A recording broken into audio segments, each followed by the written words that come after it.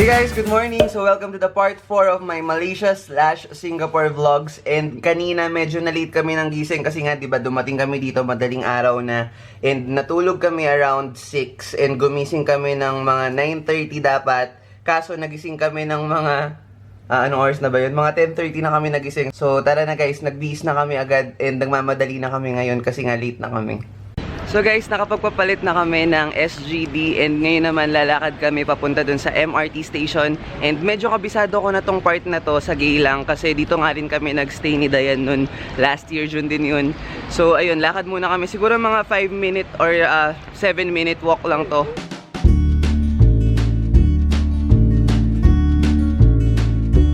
So dito sa Singapore guys, hindi naman ganun kalamig. Pero definitely mas malamig dito kaysa sa Pilipinas. Pero yung malaking difference talaga is yung humidity kasi dito. Kahit mainit siya or masikot yung araw, hindi siya malagkit sa katawan. Tsaka hindi masyadong magpapawis ka kasi nga hindi siya ma-humid.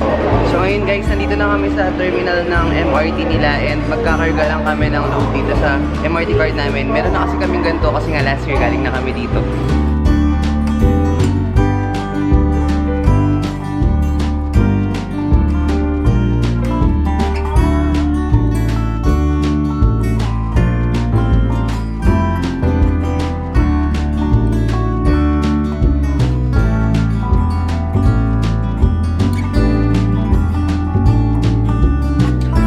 Tapos ayun nga guys, mag-ingat kayo sa mga escalators nila dito kasi sobrang bilis compared sa atin. Siguro mga times 2 yung bilis niya. So pwede kayong madulas kung di kayo mag-iingat. Right now, nandito kami sa Kallang Station, Green Line. Dire-diretso kami ng Raffles Place. Tapos lilipat kami ng Red Line para pumunta ng Marina Bay.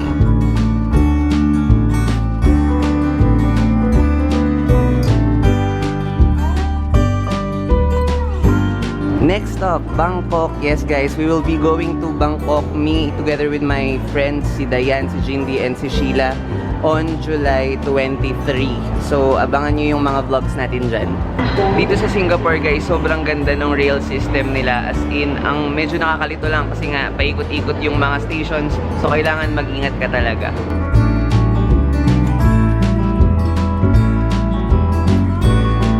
So guys, dahil walang full-length mirror dun sa hotel room namin, dito na lang tayo mag-OOTD. Yung suot ko ngayon na gray na yan is yung athletic combo ng Bose Athletics.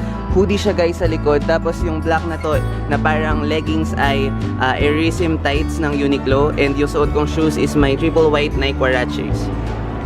Tapos si Ben yung suot niya ngayon guys. Yung top is, patingin ang top mo Ben. Yan, yung top na yan is from H&M. Tapos yung shorts mo from Forever 21 no? Yan, yung green. Tapos yung shoes is yung Kaishi. Ang ganda dito sa station nila na Marina Bay guys kasi merong mga ganyan-ganyan. Ang daming salamin, tapos merong mga backdrop. Pwede ka mag-picture, mag-selfie.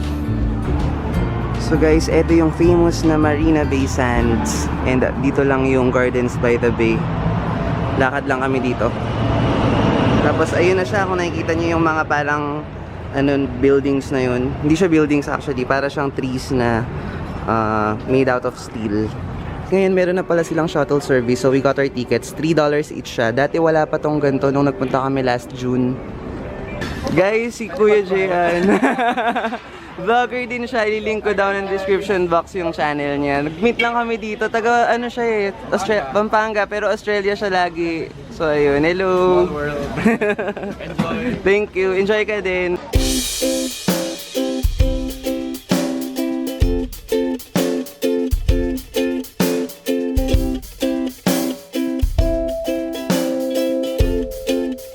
So guys, andito yung ticketing area nila and they have redemption queue here which is for people like us na bumili na ng tickets online. We got our tickets from Klook and mas mura dun, so itry nyo siya.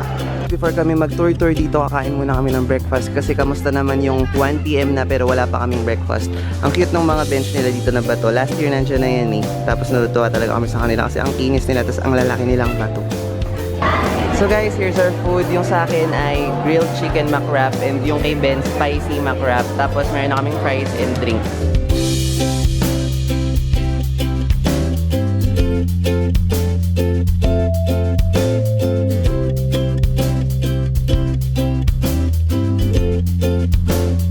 Ito na nga nga pala yung mga tickets na na-redeem namin kanina from the redemption queue. And galing to sa Klook, guys. So guys, we are now heading to Super 3 Grove.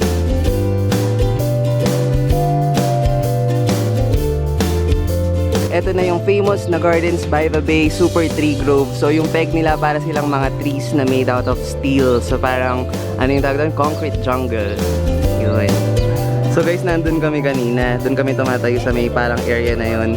Tapos, yun kasi yung view na kinukuha namin. Tapos biglang dumating yung mga bata na to nung si Ben. Siguro hindi nila kinaya. Feeling nila siguro nanonood sila ng episode ng Asia's Next Top Model. So guys, dahil tapos na tayo mag-picture sa baba, pupunta naman tayo dun sa taas. Yun yung OCBC Skyway and bibili muna kami ng tickets. Nandun yung ticket counter nila. Nandito na tayo sa taas. OCBC Skyway. Woo! Ang hangin dito, guys. And from here, you can see the view of the whole Gardens by the Bay and Singapore actually. Ang ganda dito, guys. Kita nyo, ayan yung mga parang malalaki na buildings. Tapos andun yung cloud forest, nandun yung flower dome, nandun yung ano nga yung tawag dyan sa malaki na Ferris wheel? Nakalimutan ko. Tapos ayan yung Marina Bay Sands sa likod. So ayun, picture muna kami dito, guys. Kung mapapansin nyo, itong mga parang cables lang na to yung papataas dito sa atin. Walang mga nakalagay na rails or whatever. Yun lang talagang mga parang strings na yan na made out of steel. Yun lang yung bumubuhat dito sa nilalakaran natin na parang bridge. So guys, meron ditong information. Sabi nila, just like real trees, super trees gather carbon-free renewable energy from the sun. So meron din pala sila talagang purpose. Guys, we are about to enter the cloud forest and right across it, nandito naman yung flower dome. So mamaya dun tayo. But now, dito muna tayo sa cloud forest. Thank you! Cloud forest!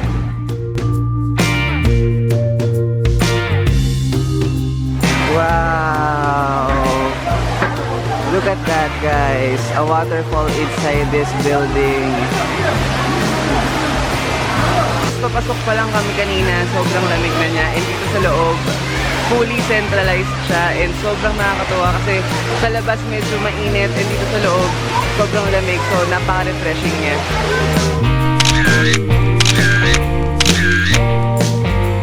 So guys, yung struggle lang dito is yung kumuha ng moment para magpa-picture kasi sobrang daming tao. Pero syempre hindi tayo papayag, lalaban pa din natin ba, guys?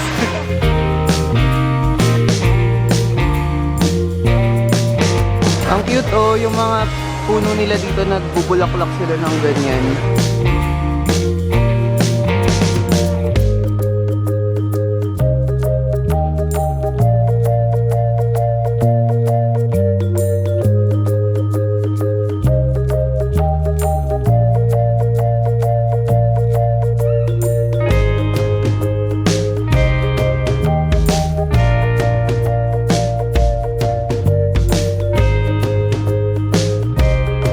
So those flowers are made from Lego.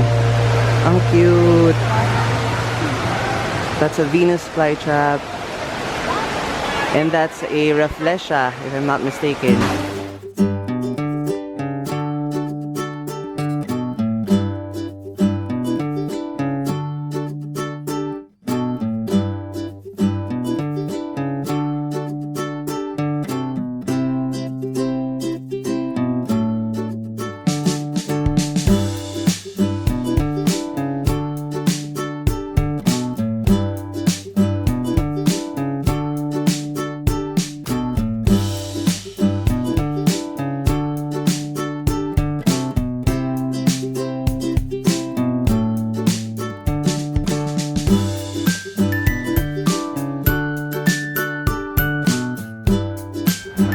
Ngayon naman guys, we are going to Flower Dome.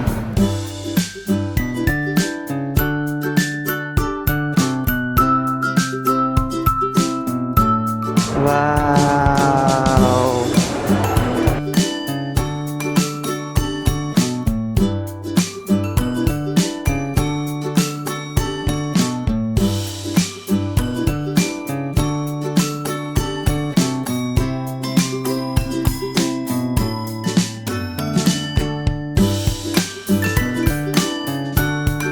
ganda ng mga bulaklak guys, grabe.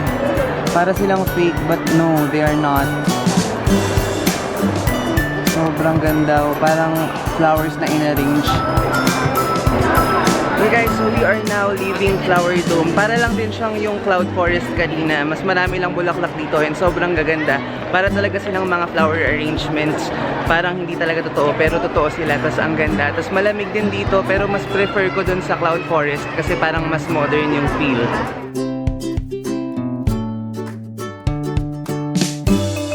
Look at these flowers guys. They look fake but they're not. They're super real and sobrang ganda nila. Wow. Guys, yun yung sinasabi ko sa inyo. Tingnan nyo, parang flower arrangement. Pero totoo yan. Sobrang daming flowers. Lalo na dun. Sobrang nice. Ayan si Ben, nagpipicture siya. Para sa feed. So guys, yun palang shuttle service na $3 each na binili namin kaninang morning. Pwede pala siyang gamitin multiple times. Kung gusto mo magpabalik-balik, pwede mo siyang gamitin. Tapos papakita mo lang yung stamp mo dito. So right now, pabalik na kami dun sa Bayfront and pupunta kami ng Marina Bay Sands for Art Science Museum. So ayan na yung Marina Bay Sands guys. Diyan kami pupunta kasi nandyan yung Art Science Museum. The shops at Marina Bay Sands.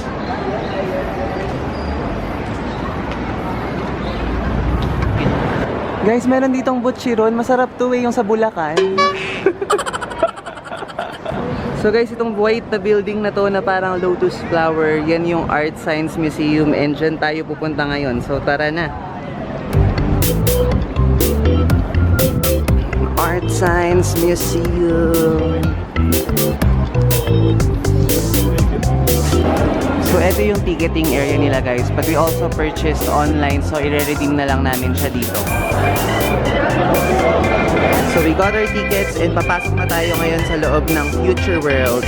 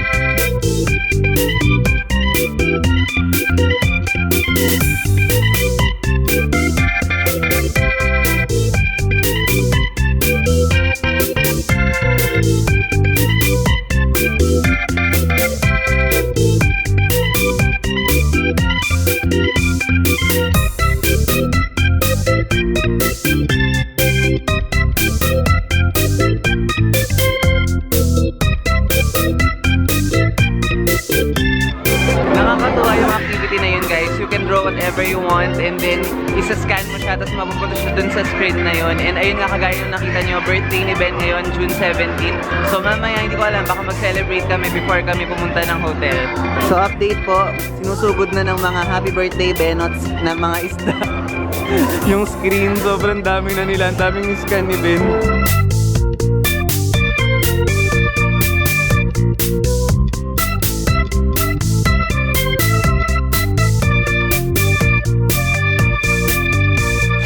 So guys, it's currently 7:05 and kakalabas lang namin ng Art Science Museum. The reason is, inintay pa kasi namin na matapos siya talaga. Kasi naging ka-close namin yung sila ate na nag-ooperate nung Crystal something. Ano? Crystal Union. Crystal yun, basta yun.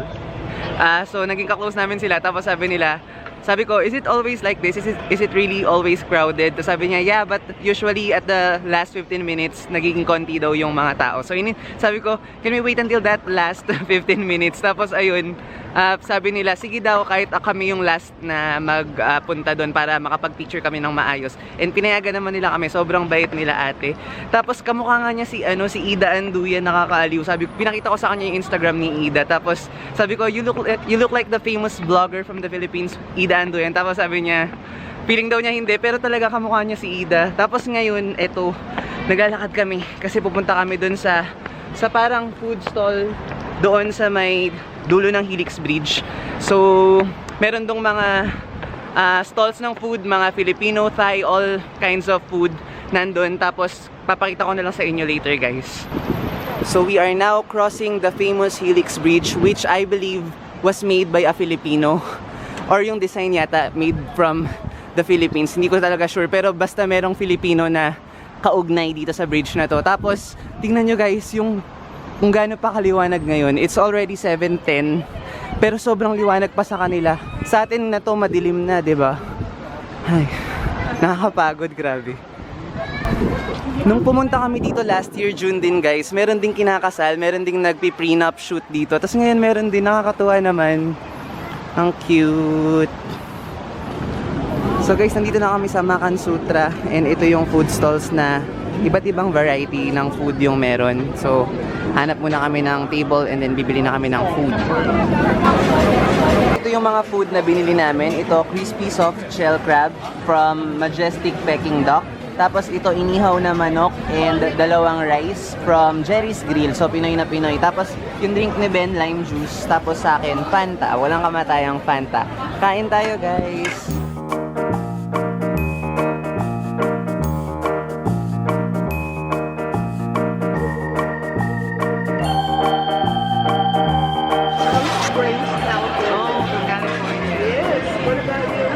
Philippines. Yes. We stopped off there on our way here. In Boracay. We only got to the airport. People. Thank you so much. Yes. For how long will you be staying here? Tomorrow we get on the ship and we're going up to Vietnam. Oh. All of that. Touring the whole world. That's good. And you come to just a weekend or when you come back? Yes, we came to Malaysia first 3 days ago. And then we just got here last night. We love the site. This is the place to be. Yes. There are a lot of food variety. Very good. Hey guys, so we just got back dito sa hotel 1 hour ago. Tapos kakaligo ko lang. Tapos magkukwento lang ako ng konti. Kanina nung kumakain kami sa Makan Sutra, merong dalawang Americans na lumapit sa amin. Tapos wala silang makainan kasi sobrang daming tao dun. So sinabi namin tumabi na lang sila sa amin since 4 naman yung upuan dun and dalawa lang kami ni Ben. Tapos nung nagkwentuhan, ganyan, nag-exchange of thoughts. Tapos wala lang, nakakatuwa lang na meron kang makausap na, alam mo yun, iba yung lahi nila. And ang dami namin napag-usapan, actually, napag-usapan namin yung Philippines kasi nagta-travel daw sila. Tapos galing sila ng Philippines, pupunta naman sila bukas ng Vietnam. So basically, tinatravel nila yung buong mundo. And medyo matanda na sila. I believe they're at their late 60s na or 70s if I'm not mistaken. Pero based sa itsura nila, parang medyo ganun na silang kamature.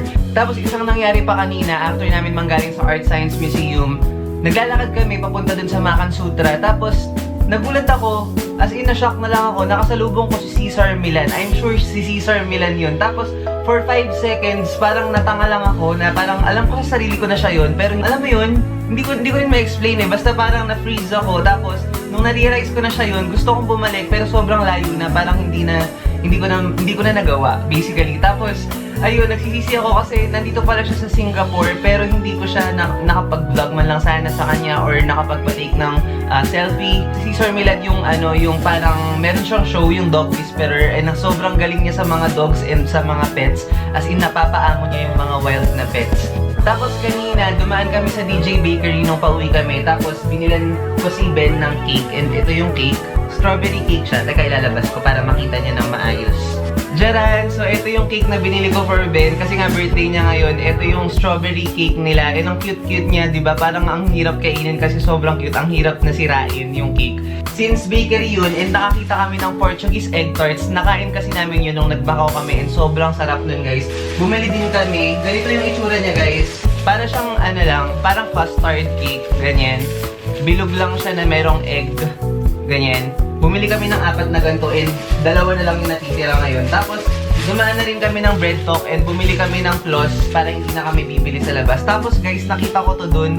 Sobrang cute ng packaging niya. Milk tea to guys. Asam milk tea. Favorite ko yung asam sa Cafe Latte sa Cabanatuan. Sobrang sarap nito guys. I had to buy 2 and ito na yung second bottle and gusto ko pang bumili. $2.8 yung isa.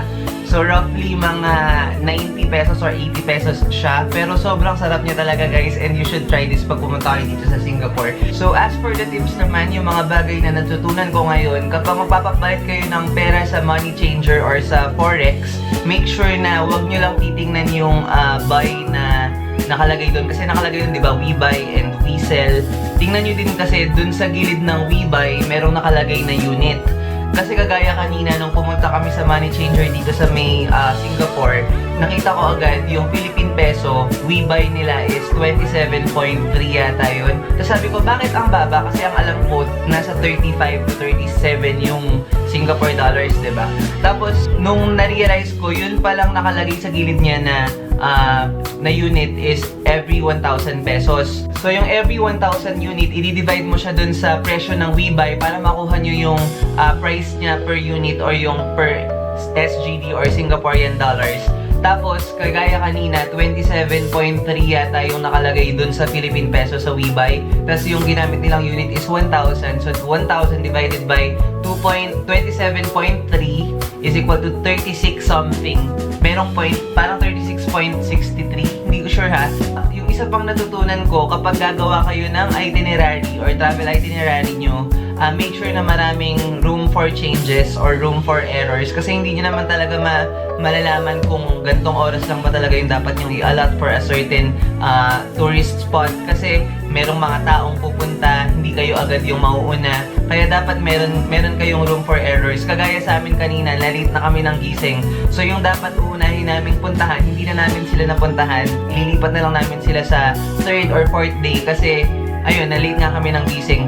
Nag-Gardens by the Bay na lang kami agad. Hindi na kami nakapunta sa Haji Lane, etc. So, yun lang naman yung mga natutunan ko for today. And kung may mga malalaman pa ako, definitely share ko sa inyo yung lahat. So, I hope you enjoyed this vlog as much as I did. And if you do, don't forget to subscribe if you haven't. And like this video and share this to your friends para mas masaya na din. And yun lang naman, panoorin niyo yung mga susunod na vlogs kasi marami pa tayong pupuntahan. And ayun, I hope to see you on the next vlog. Thank you so much guys. Bye!